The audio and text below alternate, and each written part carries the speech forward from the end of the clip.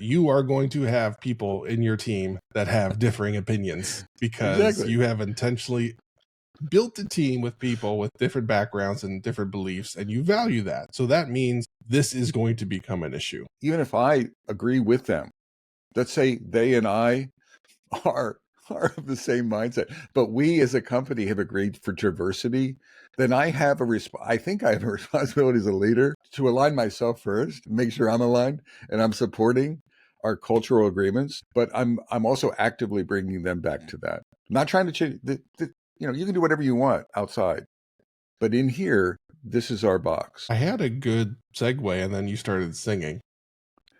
And did it and every brain cell in your brain was erased. I did. I was lining it up. It was good. And then here comes Kenny Rogers. Entry music. Da, da, da, da, da. Dun, da, da, da, da, da. It's the Bob and Josh Show. Hey, Metacasters. Today's episode is wrapped around Josh and I think, not just that we think, but today's political climate is quite charged. It's left and right, red and blue, and it's not just in the United States; it's worldwide. Germany's struggling with things. France is struggling with things. Canada, Argentina. So it's a worldwide phenomenon. Left is losing in some cases. Right, Israel. You see all of this. There's a lot of political churn, and we were thinking about leading in that climate is a real challenge. Being a leader in a climate, because as a leader, you have I don't meet many leaders who are right smack dab in the middle. There's probably people there. So today's episode is leading through a politically charged culture and a politically charged environment. How do you do that? Yeah, this actually came up with somebody that I'm helping out Friday. So we're recording on a Sunday morning, as we normally do. And Friday morning, this was a discussion topic, something that if you've listened to the Metacast for a reasonable amount of time, especially during COVID, we really leaned into diversity and inclusion, and that is a spicy topic these days, with companies taking strong stances in one direction or the other. And there will be people that are on your teams that are excited about that and that are bummed out by that. And how do you, as a leader, lead? And how do you support everybody? And how do you manage that situation? And I don't know that I guess it could be a thing. This is something I'm not worried about where I'm at, where it could become an explosive discussion or something like that. The people I'm currently work with are all pretty solid professional adults, and while nobody brings any of that to the table, so it's not really an issue. But I think it is hard to avoid. It is everywhere, on social media and TV and all of the things. So this is a challenging time as a leader to lead a diverse group of opinions on things that are happening within the world. So that's today's episode, how you can effectively navigate that. I think one of the things you said, Josh, I want to challenge a little bit. Like my current place, I don't know where you work, but I think there's a general assumption there that I work in a place where we're all professionals, and we're all going to be well behaved, and this outside stuff, this fervor, is not going to seep in to us. So I think that's a naive,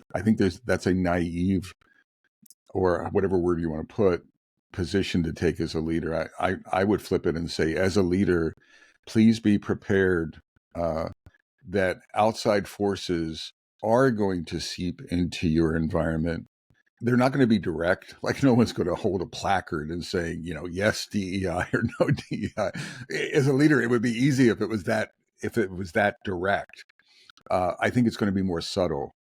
What we're seeing in society is people are being enabled. For example, the lack of DEI or the pushback on DEI is enabling folks who are, against that, or it's serving as an enabler to empower those folks to step up. So I think it's more of a rising tide kind of thing. And so as a leader, I think we need to be vigilant. Is really the point. It's not Yeah, about no, that is totally fair. I naivete. am I would consider the situation I'm in lucky because I've been able Yeah, to shape the team pretty yeah, heavily. yeah, So I've ensured that folks that have come aboard all operate within that manner. But yeah. But that's going to happen, and here's how I view it. I This is a personal Josh view, and I recognize this might not be for everybody. That's fine. Everybody's opinion is their own. I don't spend a lot of time trying to like change someone's hearts and mind about something as foundational as that. So I do my best to accept that those are personal beliefs and feelings. Religion falls into that. Politics falls into that. Okay, cool. If something comes up, then whether I agree with it or not, then I try and take it like, hey, let's like leave that at home or wherever, but that should not be a part of the workplace. The work we're doing is hard enough. We don't need to bring that additional challenge where we have these strongly held opposing views. That doesn't help us achieve our goal. It doesn't help us achieve this mission that we're after to help this massive customer base do whatever better, faster, easier, whatever it might be. So that's the angle that I try and take. And I also I coach folks, especially at work, right? Like, hey, this isn't the place to try and convince somebody that their beliefs are wrong. In fact, I think you're swimming an uphill battle there. If you want to do that, cool, do it somewhere else. I couldn't agree with you more. It's not. It's you're not going to convince folks. I think you were talking about, or what mostly you're talking about, is setting a tone for a professional ecosystem where what's allowed and what's not, what's tolerated and what's not tolerated. And I agree with you. And so, like Mhm. respect in whatever that is. Like when we're inside the company, these are the norms that I am promoting. I'm culture shaping. I'm setting these up in the culture as a leader. I'm supporting these as a leader. Uh, and politics, left and right, red and blue. We're going to leave that at the door. Or we're going to try our best to leave that at the door. I'm going to leave it at the door, and we're all going to leave that at the door. I do think, as a leader, there's something that we do set up.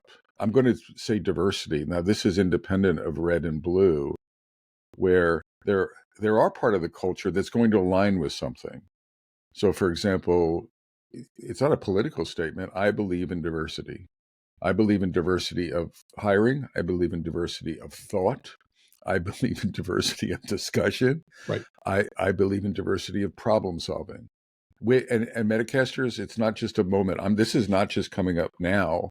If you go back hundreds of episodes, Josh and I have talked about this often on the diversity, not from a DEI perspective, just from a diversity point of view. Gosh, we probably touched on this across many tens and tens of episodes because we align, I think, that way very large. So as a leader, independent of what Trump is saying or what Germany is saying or where the trending is, it's like, how are we going to lead our organization? What are the characteristics? How are we going to walk our own talk? And I think it's also important to sort of be out there with that, not let people guess, to be strong, not in a political way, but in a these. I'm walking my talk. You know what to expect with Bob, and not just personally, but from an organizational point of view. React to what I just said in some way, Josh.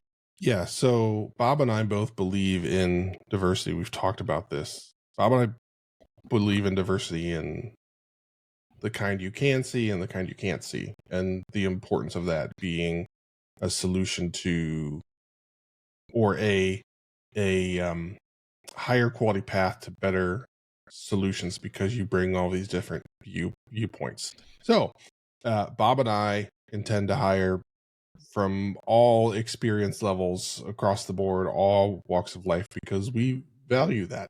That means that you are going to have people in your team that have differing opinions because Exactly. you have intentionally built a team with people with different backgrounds and different beliefs, and you value that. So that means this is going to become an issue. And I tend to hire folks that are willing to speak up because we have hard challenges. And I intentionally hired a group of diverse people, and it doesn't do us a lot of good if that diverse opinion or lens is not put into use. And that often requires words.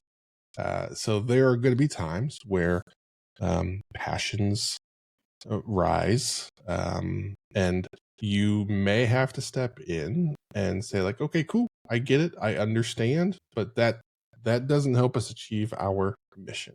I understand you're passionate, you're fired up about that, but I'm going to ask you to leave that at home, or leave it at the door, or leave it at your office door when you walk in before you open Zoom or Google Hangouts or whatever it is. That'll be a thing that happens. The more diverse you hire in all flavors of that word, the higher likelihood that this will become an issue. Now, if you go the other end of the spectrum, you may have hired virtual clones. Everybody looks the same, talks the same, says the same thing, believes the same things. That might be easier for you on this front, but Bob and I have decades of experience showing that the likelihood of you being able to deliver the best solution is lower. It's going to be much more challenging to do that because you walk around the virtual world with a hammer and everything looks like a nail. So you know, if you have a plumbing problem, you're going to hammer the crap out of that pipe, but it might not get fixed, but you're going to hammer it. So that will make the situation easier. So those are all the potentials that are out there. One of the things that I think is going to be important for us to talk about that I'd like to focus on, Bob, is you have a member of your team that is bummed out by what's going on within the world, and they come to you. How do you handle that? What do you do? They're worried about, gosh, you know, I'm I I'm worried whether the problem we're solving is even gonna continue to be a problem, you know, or there's fear around AI and things like that. So those general societal fears that come into play as a leader, and someone comes to you and says, like, gosh, I'm worried about this. I want to help leaders out there with that type of situation. I think my first reaction, Josh, is to listen, and Mhm. this challenges your listening ability. So you may or may not be a strong listener as a leader. So this is a time where you want to be strengthening those muscles to listen deeply, uh, and if you've built some empathy. So part of that listening is building and rebuilding some empathy, like looking at it through their eyes as part of your listening, and looking at the perspective from them. There's another term that we've talked about lightly in here from Orisk, my coach training. They talk about the power of allowing people to ventilate, or to vent, and Mhm. ventilation. And I think as a leader, very often I fall into problem solving. like someone is complaining about something, and I tell them, well, this is how to fix that, or look at Fox News or CNN and it'll fix that. Is not so. And this is an adjunct to the listening, is letting the person vent, uh, and asking them questions around it, and just letting them get their fears off their chest, uh, and validating. Part of ventilation and listening is this validating their fears, validating that they're not, or normalizing. Another ORS term is you normalize. Well, of course you're feeling that way, right? Probably 6 billion people on the earth are feeling that way right now, right? You're not diminishing it, but you're normalizing where they're at. So I think as a leader, now, I think everything I just said is probably uh, not normal for most leaders, or not comfortable for most leaders, because everything I just said was more coaching related, or more more counseling related. It's not leading, but I think that's the first step with people. Yeah, but Any reactions, Josh? I think that's Bob's trained in this, Bob's passionate about this, so of course Bob nailed it. Um, the thing I want to highlight is someone could come to you with an opinion or a fear that is opposite of how you view the world. And this is not the time for you to, as I started the conversation with, this is not the time for you to try and convince them that their view of the world is wrong, that their opinion is invalid, or that the facts they have are incorrect, or whatever it is. No, it is exactly what Bob said. Listen, just listen and say, I understand. How can I help you? What can I do? Those are the questions that you need to be asking. That's how you help that person. And Well, I've been in situations like this where someone has vented and, we're 20 minutes into the one-on-one or something like that. Like, man, I'm sorry. This has been all about me. Gosh, sorry, I didn't mean to do that. Like, no, this is part of what this is about. This isn't always about like, how do we help you with this one skill get better? This is about how do we help the holistic you be more effective and efficient. And some of the times it's just going to be getting something off your chest. And one of the things that I try and shape within the organization and a topic Bob and I talked about potentially is the weight of leading. We've talked about the burden of being a leader, is that I encourage my people to only complain up or to vent up. So that means you as the leader, you're going to get a lot of these problems dumped on you, a lot of these opinions, all these fears dumped on you. And that can be a challenging role as a leader where you're trying to do everything that you need to do as a leader, but also support your entire diverse team with diverse fears, diverse concerns, diverse opinions, all of those things in a challenging time. So I wish I had like a nice silver bullet that we could give you, like, here's how you deal with that burden. Here's how you deal with being a leader. And I don't have one. I think that's just like part of the job. But the only thing I have, and I felt like I just diminished it, I didn't mean to, is like someone like Bob, you know. So I've got someone that I can, you know, I can vent to. Bob is who I vent with. I have a peer at a job where we support each other and we allow each other to vent. So we have a venting partner. As a leader, that's an important thing, to have someone at your level or higher level that you can vent with, that is in to help you and you're there to help them. I do want to add something, Josh. I think so. Everything we've said, I think, is like the right first step, right? I want to follow with your situation though, because I thought you brought us back to practicality, which you always do. Uh, but I do think there's another part of the conversation. There's a part B as a leader, and the part B is what would be a scenario? Let's say someone is really they start to express some racist comments. We have a diverse team.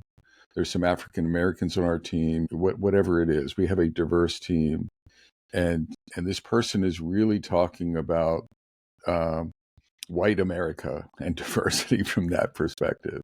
So part A is everything we said. But part B is, depending on the conversation, and Metacasters, I'm painting an extreme conversation probably. I think I have to bring this person back to center with, I'm not trying to change your mind. I'm not trying to disagree with you. That is your prerogative. However, we are a diverse group, and I would remind them of their professional responsibility. And we might even have a discussion of, let's say the conversation was, I'm frustrated that you've hired the wrong people in this organization, and I'm uncomfortable with that. And so after I allowed them to vent and to listen and etc. and watch movies or whatever with them, I would bring them back to center. Man, I understand, and I'm looking at it through your eyes. However, we are where we are. We are going to continue to do this. And I would be sort of trying to set expectations of your behavior in this context. I expect you to be professional and to not bring that in. And I'm empathetic. You're frustrated, but it's not going to change, right? We are not going to change. So what I'm talking about is maybe like culture alignment would be part of the discussion, and reminding them of their personal responsibilities, depending on the nature of it. As a leader, I think we have, at least for me, I think I'd have to go there, depending on the conversation and depending on the misalignment. Uh, even if I even if I agree with them, let's say they and I are of the same mindset, but we as a company have agreed for diversity, then I think I have a responsibility as a leader not to align myself first, make sure I'm aligned and I'm supporting our cultural agreements.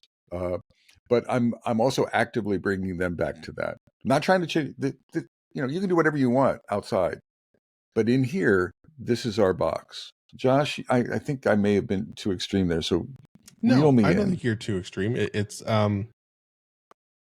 I've had numerous conversations where I've had a similar discussion of, hey, this is the culture they're building, not there. We are building, I am building, I am shaping, and this is who we're going to be.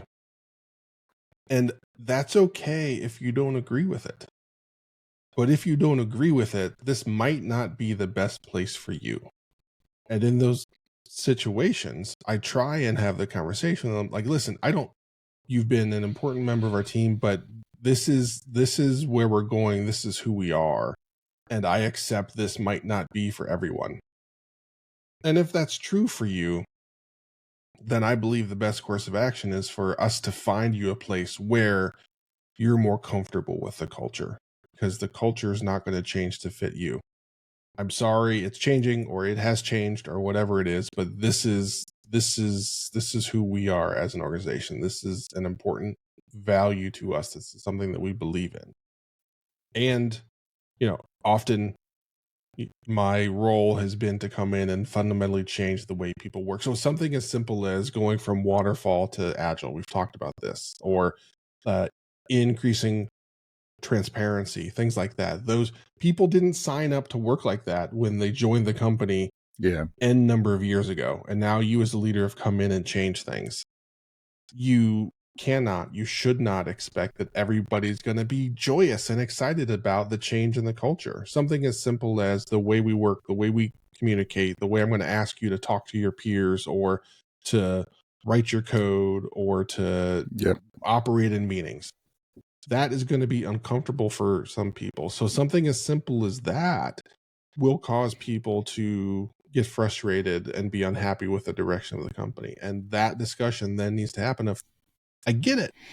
You didn't sign up for this, but this is who we are now, and we're not going to go back. We're not going to change. This is who we are. So I'm going to ask you to get on board.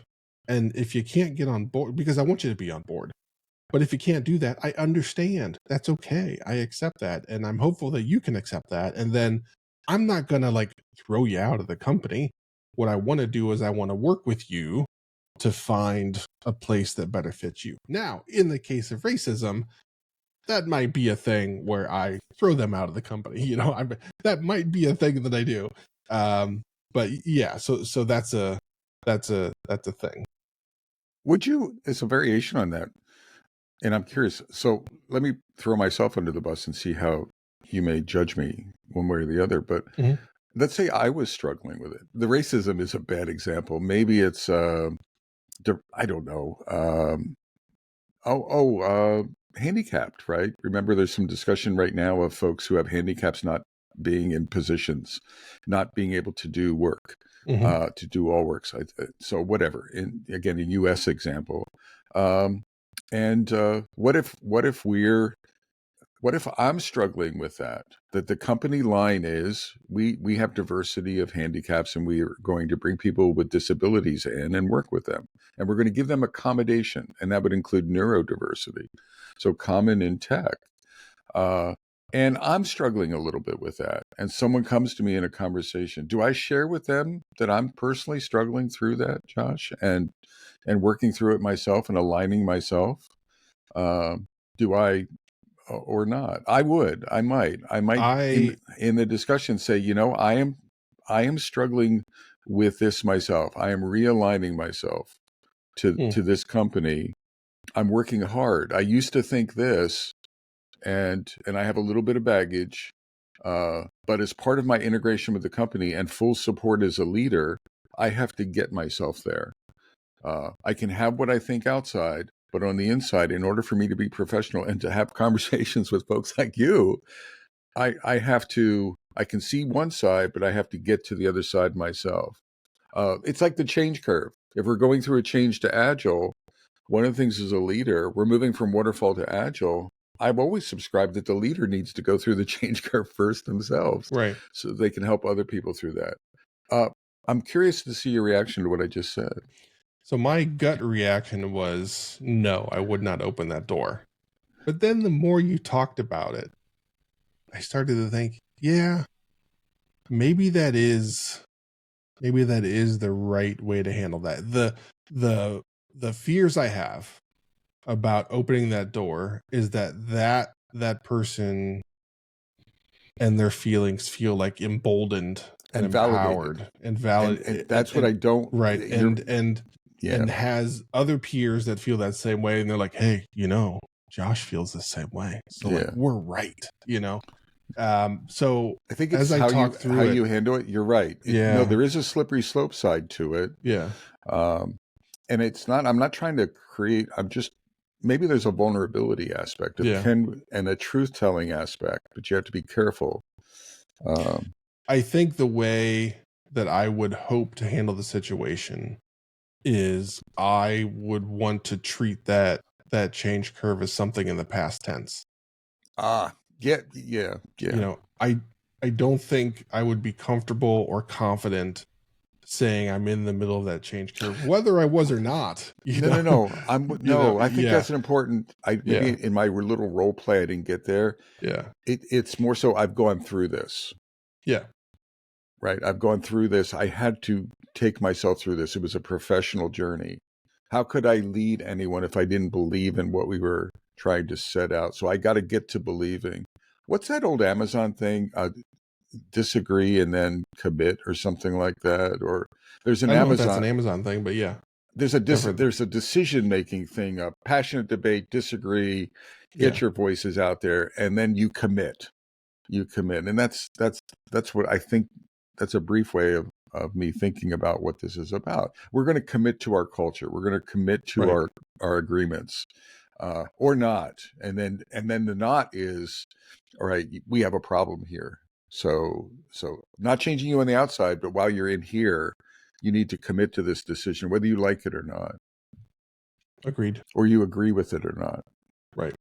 How did we do on this? Did we miss something? I don't know. I feel like we covered the things. What about in If meetings, if people are starting to get political in meetings, like you're in meetings and it's starting to get like you just got to shut it down. red I and think that's one blue? of those things. Like How do you like do that though? Give me an example of a Josh shutdown. you just have to just like, okay, we got to stop. It's just something plain and simple like that.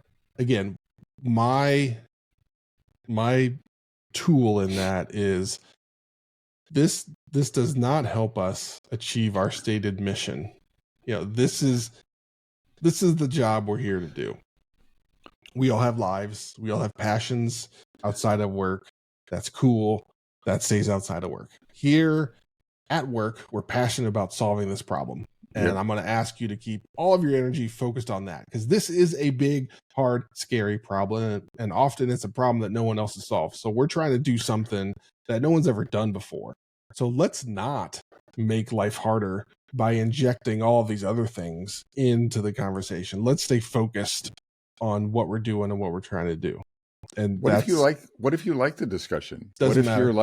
What if you're a Trumper and out of 10 people, 7 of them are Trumpers, so it's really like a heartwarming It doesn't debate. matter. So neutrality is important, right? It's Yeah. like we're leading to culture and we're leading to problem solving, everyone. So don't let your, you maybe smile. Oh, that was a good point. I need to write that in my Trump or anti-Trump blog, right? And you're scribbling.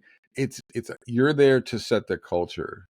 And I think one of the key things we're saying is keep politics as much as you can out of the culture. They're there. Politics, religion, all of those things, right? Yeah. That, to me, Bias. those are like personal views and opinions that, when I view the world, that are attached to someone based on how they were raised, the environment they grew up in, where they're from, when they're from, all of those things. And that is the tapestry of that person.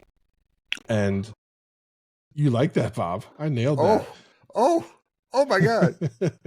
And that's just how it is. And that's who they are. And that's fine. And to me, that's a wonderful thing to have them as a part of my team. I can't stop smiling based on tapestry. I'm like, man, Josh. Yeah. You're changing over time. I'm good for something every once in a while. No, but Metacasters, I think it's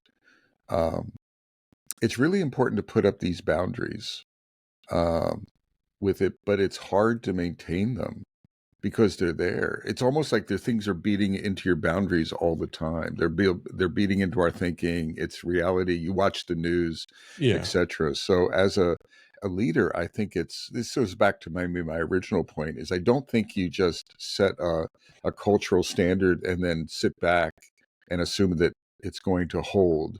I think there's a vigilance aspect to this of maintaining and a sense of urgency. Like I think Josh may have said it, I want to emphasize, shut things down. When it goes in those directions, sometimes I think we want to let things go. Oh, let's see what happens.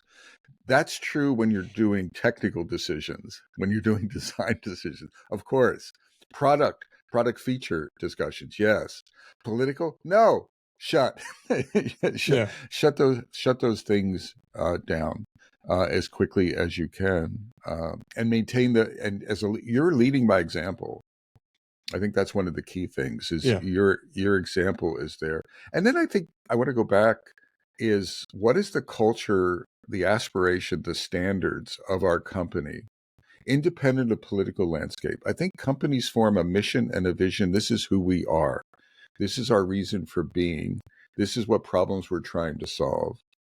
For example, sustainability. There's some companies that believe firmly into sustainability. The environment is something that's important.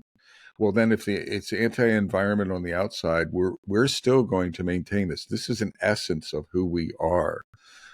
It's important then to like sort of, be aware of your identity and remind yourselves of your identity. I think that's the final point. A lot of companies aren't clear on their identity. Yes.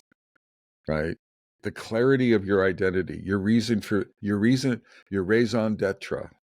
your reason for being. I took your tapestry and I trumped it with a French phrase, Josh. Yeah, I did. I don't think I've ever heard that. Jeez. Your reason for being. And really emphasize it because that's your center. That's your think of it as your ikigai or your internal compass. That's the alignment we're trying to get as a leader. And if you don't have that, if you're sort of waffling in the middle, then before you do all the stuff we're talking about, you want to get as not just you, but an aligned leadership sort of sense of identity. You want to establish that. Yes, agree completely. I think many struggles that a company or a team will have is because that vision, mission, those core values are not firmly defined and firmly ingrained in how we operate. So to Bob's point, that is step one. Make sure you know who you are first before you start telling people that's not who we are. Like, what do you mean? Like, who the heck are we? Like, I have no idea. What exactly do we do? What do we care about? What exactly? Yeah. And weave the tapestry of your idea together. Wow. With some and make sure all the ends are nicely tied off. Yes, exactly. So I think Metacasters, I know we're off on a tangent, and I did it. So from beautiful, it's not so beautiful. It's kind of rainy and cloudy. So from rainy and cloudy, Cary, North Carolina, and equally rainy and cloudy, Fuquay Varina, North Carolina. I'm Bob Galen, and I'm Josh Anderson. Shake and bake. Take care, y'all. All right.